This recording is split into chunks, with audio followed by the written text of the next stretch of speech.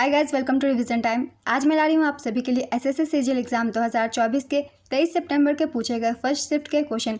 GK GS के question है, बहुत सारे एक्स्ट्रा फैक्ट्स है जो कि आपको आने वाले सभी एग्जामों में हेल्प करेंगे। तो चलिए स्टार्ट करते हैं आज की वीडियो। चैनल पर अगर पहली बार आए तो चैनल को जरूर सब्सक्राइब कर लीजिए और साथ ही इस वीडियो को लाइक भी जरूर कर दीजिएगा। तो चलिए स्टार्ट करते हैं आज के सारे क्वेश्चन फर्स्ट शिफ्ट के। क्वेश्चन नंबर 1, अटला टड्डे किस राज्य का त्यौहार है? इसका आंसर है आंध्र प्रदेश। अटला टड्डे आंध्र प्रदेश और तेलंगाना की अविवाहित और विवाहित हिंदू महिलाओं द्वारा पति पाने या अपने पति के स्वास्थ्य और लंबी आयु के लिए मनाया जाने वाला एक पारंपरिक त्यौहार है। यह तेलुगु कैलेंडर के अश्वयुज महीने में पूर्णिमा के बाद तीसरी रात को होता है और ग्रेगोरियन कैलेंडर में सितंबर या अक्टूबर में पड़ता है। यह करवा चौथ का तेलुगु समकक्ष है जिसे उत्तर भारतीय महिलाएं अगले दिन मनाती हैं। नेक्स्ट क्वेश्चन, भारत में मानसून कब से कब तक रहता है? इसका आंसर है जून से सितंबर। भारत में मानसून की अवधि जून की शुरुआत से सितंबर के मध्य तक होती है। आमतौर पर मानसून की शुरुआत केरल में होती है और यह 100 से 120 दिनों तक रहता है। भारत में मानसून हिंद महासागर व अरब सागर की ओर हिमालय की ओर आने वाली हवाओं पर निर्भर करता है। नेक्स्ट क्वेश्चन, अली अकबर खान किस वाद्य यंत्र से संबंधित है? इसका आंसर है सरोद। अली अकबर खान सरोद वादन में अपने योग्यता के लिए जाने जाते हैं। अली अकबर खान मेहर घराने के एक भारतीय हिंदुस्तानी शास्त्रीय संगीतकार थे। उन्हें वर्ष 1967 में पद्म भूषण, वर्ष 1989 में पद्म विभूषण से सम्मानित किया गया था। उन्हें 1991 में मैकआर्थर फेलोशिप मिली तथा जीनियस ग्रांट प्राप्त करने वाले वह पहले भारतीय संगीतकार हैं। अली अकबर खान ग्रैमी अवार्ड तो नहीं पा सके, लेकिन 1970 से 1998 के बीच 5 दफ़ा उनका इस प्रतिष्ठित अवार्ड के लिए नामांकन किया गया था। अमजद अली खान बंगस, अली अकबर खान और अलाउद्दीन खान का संबंध भी सरोद वाद्य यंत्र से है। इन नामों को भी याद रखेंगे, इनसे भी क्वेश्चन पूछे जाते हैं। नेक्स्ट क्वेश्चन, 1527 में खानवा के युद्ध में बाबर ने किसे हराया था? इसका आंसर है राणा सांगा। खानवा का युद्ध 16 मार्च 1527 को बाबर एवं मेवाड़ के राणा सांगा के मध्य लड़ा गया। खानवा के युद्ध के परिणाम के रूप में जाना जाने वाला चंदेरी का युद्ध 29 जनवरी 1528 को बाबर और मेदिनी राय खंगार राजपूतों के बीच लड़ा गया था। इस युद्ध में मेदिनी राय खंगार की पराजय हुई। पानीपत का प्रथम युद्ध 20 अप्रैल 1526 को बाबर और इब्राहिम लोदी के बीच हुआ था, जिसमें बाबर की जीत हुई थी। Next question, IIFA award for best female playback singer 2002 Asha Bhosle को किस फिल्म के लिए दिया गया? इसका आंसर है लगान।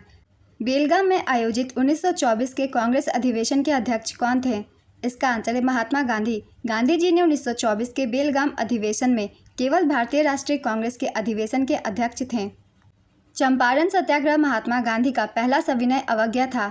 अहमदाबाद मिल हड़ताल महात्मा गांधी की पहली भूख हड़ताल थी। खेरा सत्याग्रह महात्मा गांधी का पहला असहयोग आंदोलन था। अगस्त 1942 में गांधी जी ने भारत छोड़ो आंदोलन शुरू किया। सविनय अवज्ञा आंदोलन मार्च 1930 में गांधी जी के नेतृत्व में शुरू किया गया था।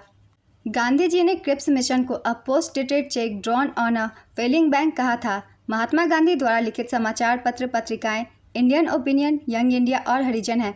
महात्मा गांधी से रिलेटेड ये सारे पॉइंट्स एग्जाम में क्वेश्चन बनकर पूछे जाते हैं, इसलिए मैंने इन सबको लिख दिया है। आइए कुछ महत्वपूर्ण भारतीय राष्ट्रीय कांग्रेस के अधिवेशन के बारे में जान लेते हैं, जिनसे भी क्वेश्चन पूछे जाते हैं।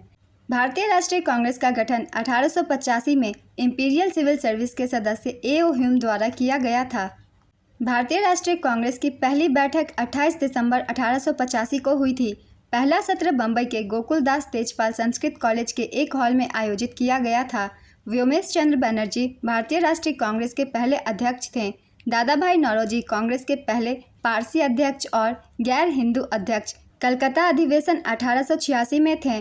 बदरुद्दीन तैयब जी कांग्रेस के पहले मुस्लिम अध्यक्ष। मद्रास अधिवेशन 1887 में थे। जॉर्ज यूल कांग्रेस के पहले विदेशी अध्यक्ष। इलाहाबाद अधिवेशन 1888 में थे। एनी बेसेंट कांग्रेस की पहली महिला अध्यक्ष। कलकत्ता अधिवेशन 1917 में थी। सरोजनी नायडू कांग्रेस की पहली भारतीय महिला अध्यक्ष। कानपुर अधिवेशन 1925 में थी। स्वतंत्रता के समय जेबी कृपलानी कांग्रेस के अध्यक्ष थे। पटाभी सीतारमैया आज़ादी के बाद कांग्रेस के पहले अध्यक्ष थे। कांग्रेस के अधिवेशन से बहुत सारे क्वेश्चन पूछे जाते हैं। आप सभी को ये सारे पॉइंट्स हेल्प करेंगे, क्योंकि इन सभी पॉइंट से बहुत सारे क्वेश्चन बनते हैं एग्जाम्स में। तो चलिए अब अगला प्रश्न देखते हैं। कबड्डी का पहला विश्व कप 2004 में कहाँ आयोजित किया गया था? इसका आंसर है मुंबई। कबड्डी का पहला विश्व कप साल 2004 में मुंबई में आयोजित किया गया था। इस टूर्नामेंट में भारत ने फाइनल में ईरान को हराकर जीत हासिल की थी। कबड्डी के विश्व कप के आयोजन के साल रहे हैं 2004, 2007, 2012 और 2016। वेस्ट मिडलैंड्स इंग्लैंड 2025 कबड्डी विश्व कप संस्करण की मेज़बानी करेगा। नेक्स्ट क्वेश्चन, भारतीय संविधान का कौन सा अनुच्छेद केंद्रीय कार्यपालिका से संबंधित है? इसका आंसर है अनुच्छेद 52 से 78। भारतीय संविधान के भाग 5 में अनुच्छेद 52 से 78 संघ की कार्यपालिका से जुड़े हैं। संघ की कार्यपालिका में राष्ट्रपति, उपराष्ट्रपति, प्रधानमंत्री, मंत्रिपरिषद और भारत के महान्यायवादी शामिल होते हैं। अनुच्छेद 52 में कहा गया है कि भारत का एक राष्ट्रपति होगा। अनुच्छेद 78 के मुताबिक प्रधानमंत्री को संघ के कार्यों के प्रशासन और विधान के प्रस्तावों से जुड़े मंत्रिपरिषद के सभी फैसलों को राष्ट्रपति को बताना होता है। तो चलिए एक बार हम अनुच्छेद 52 से लेकर 78 तक का भी रिवीजन कर लेते हैं, क्योंकि सारे अनुच्छेद से क्वेश्चन पूछे जाते हैं जो भी इनके बीच है। जैसे कि अनुच्छेद 52, इसके तहत भारत के राष्ट्रपति की नियुक्ति की जाएगी। अनुच्छेद 53, राष्ट्रपति की कार्यकारी शक्तियों का उल्लेख है इसमें। अनुच्छेद 54, राष्ट्रपति का चुनाव किस प्रकार से होता है उसका उल्लेख है इसमें। अनुच्छेद 55, राष्ट्रपति के चुनाव की प्रणाली। अनुच्छेद 56, अध्यक्ष पद का कार्यकाल। अनुच्छेद 57, पुनर्निर्वाचन की पात्रता। अनुच्छेद 58, राष्ट्रपति के रूप में चुनाव के लिए योग्यता। अनुच्छेद 59, राष्ट्रपति के कार्यकाल की शर्तें। अनुच्छेद 65, उपराष्ट्रपति राष्ट्रपति के रूप में कार्य करने या इनके कार्यों का निर्वहन करने के लिए। अनुच्छेद 71, राष्ट्रपति के चुनाव से संबंधित मामले। अनुच्छेद 72, राष्ट्रपति की शक्तियों को क्षमा आदि प्रदान करने और कुछ मामलों में सजा को निलंबित करने, प्रेषण या हंगामा करने के लिए। अनुच्छेद 74, राष्ट्रपति की सहायता और सलाह देने के लिए मंत्रिपरिषद का गठन। अनुच्छेद 75, मंत्रियों के लिए अन्य प्रावधान जैसे नियुक्ति, शर्तें, वेतन आदि। अनुच्छेद 76, भारत के महान्यायवादी। अनुच्छेद 77, भारत सरकार के व्यवसाय का संचालन। अनुच्छेद 78, राष्ट्रपति की सूचना आदि प्रस्तुत करने के संबंध में प्रधानमंत्री के कर्तव्य।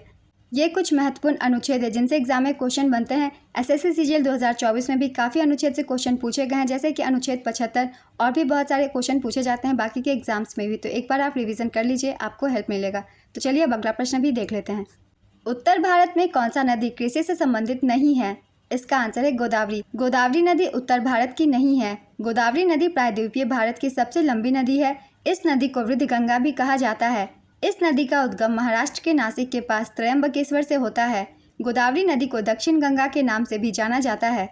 गंगा केवल भारत में बहने वाली के बाद गोदावरी भारत की दूसरी सबसे लंबी नदी है। गोदावरी नदी महाराष्ट्र, तेलंगाना, आंध्र प्रदेश, छत्तीसगढ़, उड़ीसा राज्यों से होकर बहती है और अंततः बंगाल की खाड़ी में मिल जाती है। उत्तर भारत में प्रमुख नदियाँ जैसे गंगा, यमुना, सतलुज कृषि के लिए महत्वपूर्ण है, लेकिन गोदावरी का उत्तर भारत की कृषि में कोई सीधा संबंध नहीं है। नेक्स्ट क्वेश्चन, होजागिरी किस राज्य का प्रसिद्ध लोक नृत्य है? इसका आंसर है त्रिपुरा। होजागिरी नृत्य भारत के त्रिपुरा राज्य का लोक नृत्य है। यह नृत्य रियांग समुदाय की महिलाओं और युवा लड़कियों द्वारा किया जाता है। रियांग त्रिपुरा की 21 अनुसूचित जनजातियों में से एक है। इस नृत्य को बांस की बांसुरी, झांझ और खंबे के साथ किया जाता है। यह नृत्य होजागिरी त्योहार या लक्ष्मी पूजा के मौके पर किया जाता है। इस नृत्य के जरिए पूरे हुक या झूम खेती का प्रदर्शन किया जाता है। सत्यराम रियांग को होजागिरी नृत्य में उनके योगदान के लिए जाना जाता है। साल 2021 में उन्हें कला श्रेणी में भारत का चौथा सर्वोच्च नागरिक पुरस्कार पद्मश्री से सम्मानित किया गया था। तो आज के फर्स्ट शिफ्ट के एनालिसिस कंप्लीट होती है फ्रेंड्स। आप सभी को ये वीडियो हेल्पफुल लगी तो वीडियो को लाइक जरूर कर दीजिएगा। चैनल भी जरूर सब्सक्राइब कर लीजिए। इस तरह की कम टाइम के एनालिसिस वीडियो आपको आने वाले एग्जाम के लिए भी मिलते रहेंगे। फिर मिलते हैं अगली वीडियो के साथ। आप सभी को ऑल द बेस्ट आने वाले एग्जाम के लिए।